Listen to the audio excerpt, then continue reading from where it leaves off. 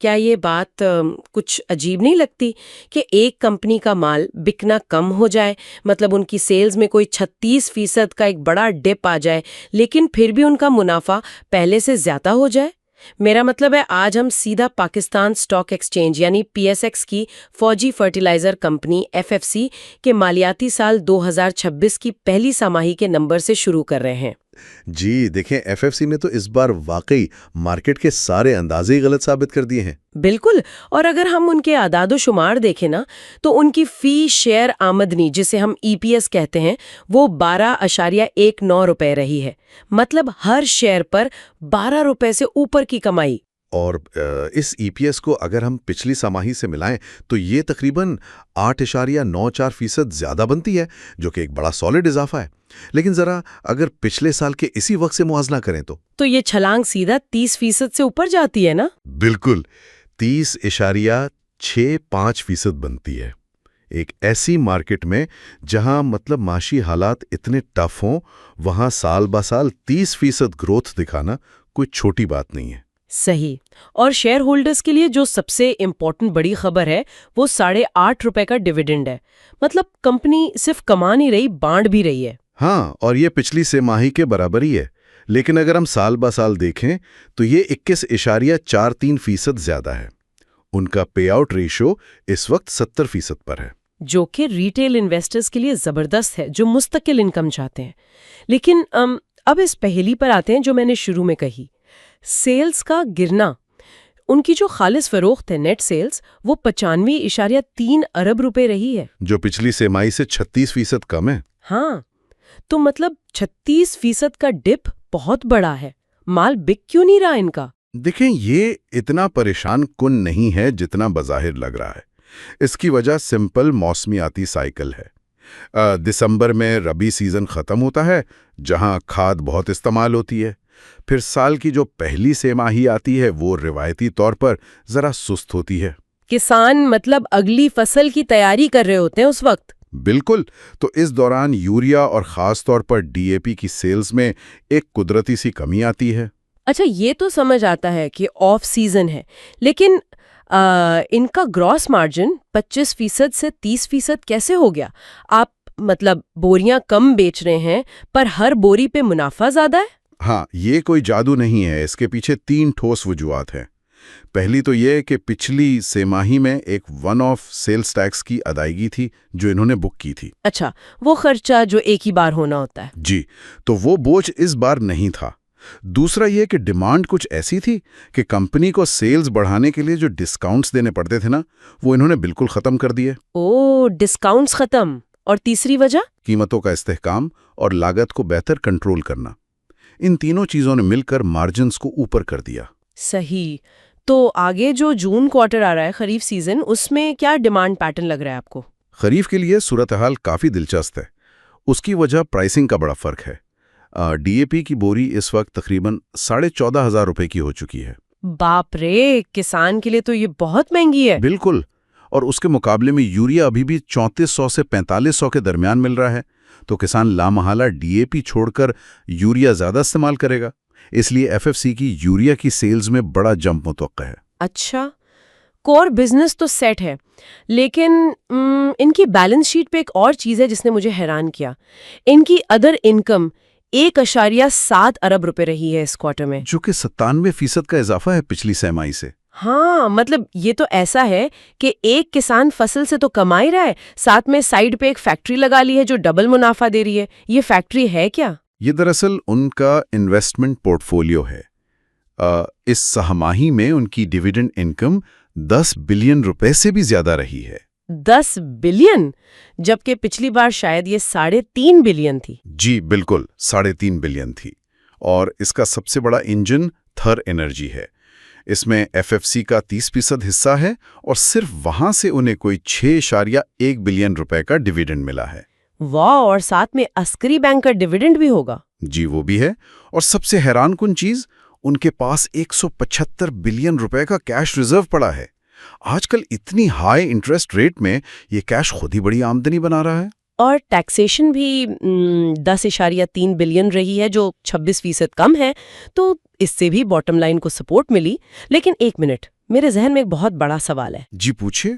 आपने कहा 175 अरब का कैश है, तो ये कंपनी पीआईए खरीदने के लिए मजीद कर्ज क्यों ले रही है? इन पे पहले ही 80 अरब का कर्ज है।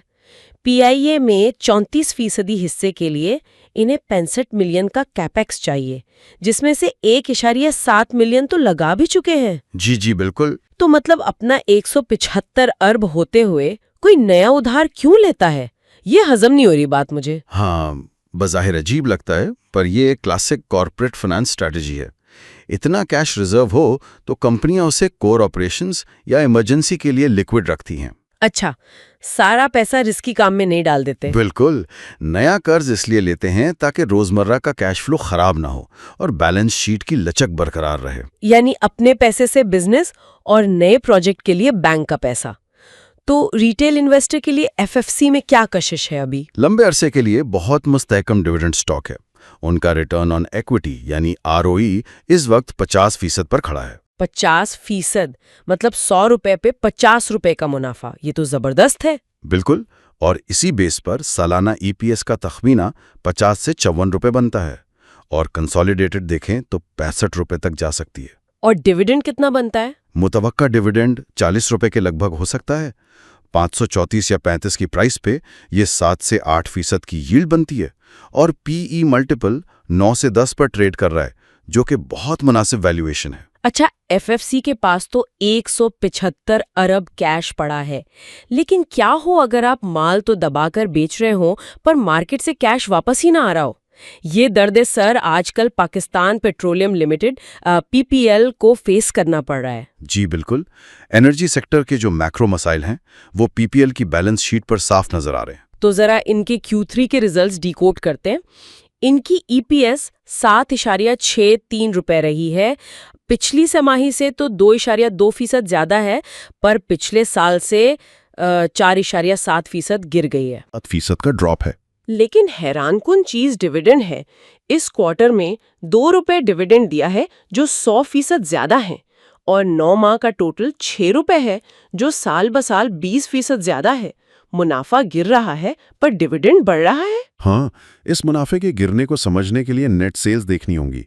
पीपीएल की सेल्स 61 अरब रही हैं, जो 0.25% कम है। पर लोग तो पूछते हैं कि इंटरनेशनल मार्केट में तो तेल इतना महंगा था, फिर सेल्स क्यों गिरी? इसकी वजह बैरूनी नहीं है। उनकी जो 2 बड़ी फील्ड्स है ना, सुई और कुंदकोट, वहां टर्न अराउंड चल रहा था, यानी मरम्मत और मेंटेनेंस के लिए प्लांट बंद था। तो पैदावार आर्जी तौर पर मुतासिर हुई। जी, और याद रहे इनका रेवेन्यू 50% तेल से आता है और 50% गैस से। सही, पैदावार तो टर्न अराउंड की वजह से गिरी, लेकिन जो चीज सबसे ज्यादा खतरनाक लग रही है वो इनके ट्रेड डेबिट्स हैं। आहा, रिकवरी का मसला। जी, पहले रिकवरी 100% थी, अब गिरकर सिर्फ 82% रह गई है। मतलब 100 रुपए का माल बेचकर सिर्फ 82 रुपए वसूल हो रहे हैं, बाकी 18 रुपए सर्कुलर डेबिट में फंस रहे हैं। ओजीडीसी का भी यही हाल सुना है। हाँ, ये सर्कुलर डेबिट, जिसे हम गर्विशी कर्जा कहते हैं, ये एनर्जी सेक्टर का नासूर है। 100 से 82% पे आना कोई मामूली बात नहीं। ये सीधा कैश फ्लो का गला घोंटता है। कागजों में मुनाफा है पर अकाउंट में पैसे नहीं आ रहे हैं। और यही मेरा एक और सवाल है। एक तरफ रिकवरी गिर रही है, दूसरी तरफ उनकी अदर इनकम 4.3 अरब तक पहुंच गई है, जो 18% का इजाफा है। और सबसे बड़ी बात, एक्सप्लोरेशन कॉस्ट। जी, वो काफी बड़ी है। 2.17 अरब रुपए हो गई है।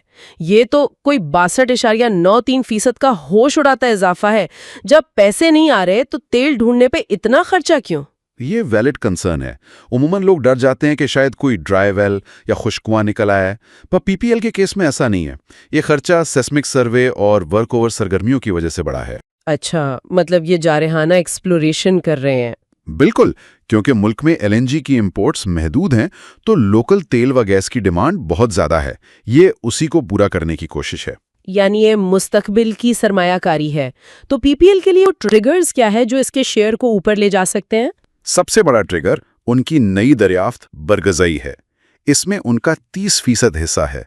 अभी वहां से 5,000 बैरल योमिया निकल रहा है, पर यह 25,000 बैरल तक जा सकता है। वाह, इससे तो इनकम में बहुत बड़ा जंप आएगा। और रिकॉर्ड को मत भूलें, ताखीर जरूर हुई है पर इन्वेस्टमेंट जारी है। इस क्वार्टर में 7.1 मिलियन लगाया है, मालियाती साल 2028 के आखिर तक तकमील मुतवक्के है। प्लस हुकूमत की तरफ से ऑफशोर ब्लॉक्स मिलना भी पॉजिटिव है। जबरदस्त। तो एक रिटेल इन्वेस्टर के लिए वैल्यूएशन क्या बनती है अभी? वैल्यूएशन बहुत सस्ती है। सालाना आमदनी 30 रुपए बनती है। 230 रुपए की मौजूदा प्राइस पर पीई सिर्फ 7.7 है। और अगर तेल इसी से $85 पर रहे तो ईपीएस 40 रुपए तक जा सकती है। फिर तो पी 6 से भी कम हो जाएगा। जी, और मुतवक्का पे आउट 40% है, यानी 10 से 12 रुपए डिविडेंड। सबसे अहम बात, गुर्दशी कर्जे अब मजीद नहीं बढ़ रहे और IMF मुज़ाकरात भी चल रहे हैं। मौजूदा शरह सूद में ये पोर्टफोलियो का अहम हिस्सा होना चाहिए। चलें अब एनर्जी सेक्टर और गुर्दशी कर्जों से निकलकर इंडस्ट्रियल सेक्टर पर आते हैं। Engro polymer chemicals limited APCL की बात करते हैं। उन्होंने तो मार्केट को चौंका ही दिया है। मुसलसल 4 क्वार्टर्स के नुकसान के बाद आखिरकार मुनाफा कमा लिया। जी बिल्कुल, लगातार 4 क्वार्टर्स की मायूसी के बाद ये एक जबरदस्त टर्न अराउंड है। उनकी Q1 की EPS 0.41 रुपए पॉजिटिव रही है। पिछले क्वार्टर में 0.23 का नुकसान था। अगरचे डिविडेंड कोई नहीं दिया, पर ब्रेक इवन करके प्रॉफिट में आना एक बड़ी शिफ्ट है। और इस टर्न अराउंड की वजह इनकी नेट सेल्स हैं। सेल्स 21.8 अरब रही हैं, जो 7.3% का इजाफा है। ये इजाफा किस वजह से हुआ? 3 चीजें हैं। मार्केट में प्री बाइंग देखी गई, मतलब लोगों ने कीमतें बढ़ने के डर से पहले माल उठा लिया। दूसरा, इंटरनेशनल कीमतें ज्यादा थीं। और तीसरा, इनका वॉल्यूमेट्रिक यानी तिजारती हजम बढ़ा। ग्रॉस प्रॉफिट 132% इजाफे से 2.6 अरब हो गया।